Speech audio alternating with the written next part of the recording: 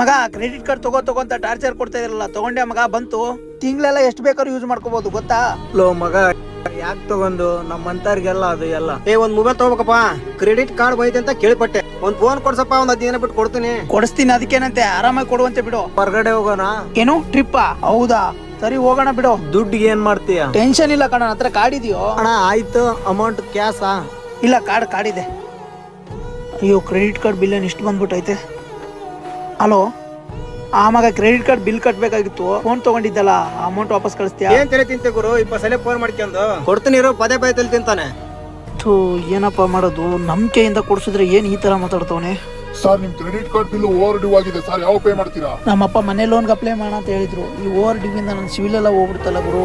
Sir ಒಂದ್ ಸ್ವಲ್ಪ time ಕೊಡಿ ಸರ್, ಪ್ಲೀಸ್ ಸರ್. ಸರ್, ಏನ್ ಆಟಾಡ್ತಾ ಇದೀರಾ? ಪೇ ಮಾಡಿಲ್ಲ ಅಂದ್ರೆ ಮನೆ ನೋಟಿಸ್ ಕಳಿಸ್ತೀನಿ. ಏನಾಯ್ತು? ಏನ್ ಮಾಡ್ಬೇಕಂತ ಗೊತ್ತಾಗ್ತಿಲ್ಲ ಮಗ.